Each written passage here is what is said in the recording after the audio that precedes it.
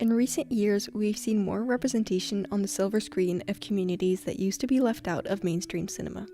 Particularly in the past decade, there has been a resurgence in diasporic cinema, which refers to films made by and about individuals from immigrant communities living outside of their home country. This type of filmmaking explores, for instance, the struggle to belong and associate to one identity over another, and reflects what many members of modern audiences experience. One example of this is in Lulu Wangs' The Farewell, inspired by the director's true story, which was released in 2019. For those who are not familiar with the film, here's a brief synopsis. The Farewell follows Billy, a young Chinese-American woman, as she and her family return to China to spend some time with her grandmother. The reason for the reunion is a quote-unquote wedding, but the real reason behind this visit is actually for everyone to spend some time with the matriarch of the family, Nai, who has been diagnosed with terminal lung cancer, an illness which the family has decided to keep a secret from her. Over the course of the film, we see Billy not only struggle with this decision to lie to her grandmother, but also with her own identity and cultural differences within this family dynamic. Thus, The Farewell depicts the struggle of a second-generation Chinese-American character to reconcile conflicting cultural values between the West and the East, emphasizing the challenges of dual cultural identity, which is increasingly relevant in contemporary diasporic cinema. One way through which Wang explores this challenging search for identity is through the theme of language and communication throughout the film. Indeed, she emphasizes this clash between cultures by alternating between English and Mandarin during the film. For Billy, this language barrier is not only an obstacle to communicating with her family members, but also representative of her greater challenge to feeling like she belongs to Chinese culture and beliefs. 大家好，你们知道我很小离开中国，我说的中文不太好，对不起。 Considering that approximately 70% of the film is in Mandarin, it's no surprise that Billy often feels distance from truly understanding her family's ways. Similarly, The Farewell features a lot of indirect communication, which is common in Asian cultures. As Jeff Mayo, a professor of multicultural psychology at California Polytechnic State University, states, "In indirect communication, what's not said is more important than what is said. Eastern philosophy emphasizes balance and harmony, and indirect communication minimizes conflict. So, some Asian cultures prefer communicating in a show don't tell manner and value the ability to decode indirect messages." In the film, the most obvious example of indirect communication is the lie around which the entire story is based. This is what Billy struggles the most with, as this is not a custom that is allowed in the US, where she's been living for most of her life. 我们不可以这样做的，不是不可以，不允许。 这是 illegal. How do you say illegal? 违法，在美国是违法的，这不是美国。我觉得呀，还不到时机告诉他。 However, in Asian countries, this practice is common. One study shows that 98% of the physicians would discuss the cancer diagnosis with family members before discussing it with the patient, and 82% of them will not tell the patient if the family requests not to tell. This phenomenon has been deeply rooted in the traditional Chinese culture, Confucianism, which regards human relations rather than individual rights as the basis of morality. Ultimately, Billy's difficulty to communicate in Mandarin with her family demonstrates her estrangement.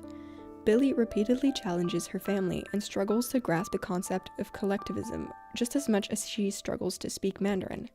The language gap demonstrates the limits of her ability to understand her family's culture. She agrees to keep the secret, but at heart disagrees with the decision. Another way for Wang to explore this clash of cultures is through her comparison of Western individualism and Eastern collectivism. 你们很早就去西方国家了，因为你把生命看成是个体的，这正是西方和东方的文化差异问题。东方人是把生命看作是集体的。 Although the lie itself is the prime example of balancing two sets of cultural beliefs, there are multiple examples of this cultural conflict throughout the film.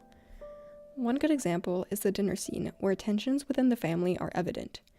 Each side of the family argues around this topic of belonging to one nation or the other, which underscores the complexity of family dynamics around these cultural values. Here, it's not only a clash between cultures that is present, but also one within generations. On the one hand, there are the parents who've spent most of their lives in their home country and who have moved away for better opportunities, while on the other hand, there are the children who often feel a lot of pressure to become successful in their careers, to prove to their relatives that this big life change was worth it. What's that mean? You say you're a stock investment and you're going to make us a lot of money. But I can't expect that from you, right? You are the losing stock. These issues are at the core of diasporic cinema, often concerned with themes of identity and culture. Diasporic films address the paradoxes of exile and the negotiation of difference and belonging. They explore the ambivalence and contingency of diasporic identities. It's worth contextualizing diaspora within recent decades to better understand why these issues are so relevant to many nowadays.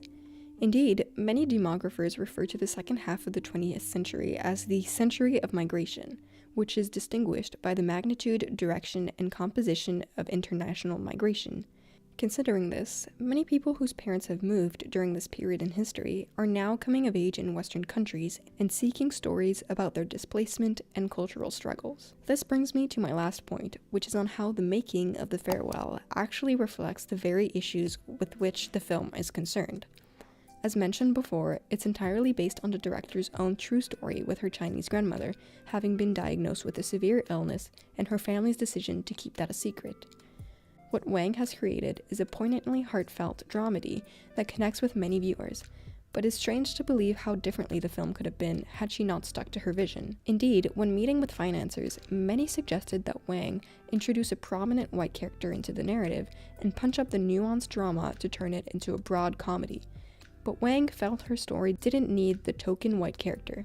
It already had Billy, the young protagonist whose experience in a large immigrant family was specific to the Asian American experience. People wanted to know if it was an American film or a Chinese film, and I kept insisting I wanted to make it as an American film because the perspective that the story is told through, that of Billy's, that of me, I guess, in a way, is very American. And if you go to China and talk to producers, they'll say, well, Chinese audiences are not going to resonate with a protagonist that has such a westernized point of view, who completely objects to this decision that her family makes.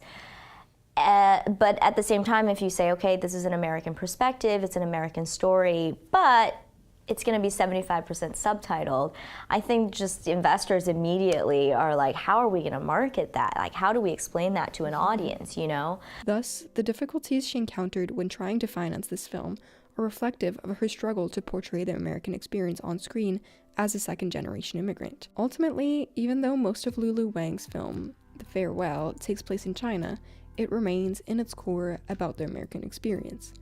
Traditionally, Hollywood has been able, in an extraordinarily competent way, to show American society just as it wanted to see itself, as a land of opportunity and white picket fences.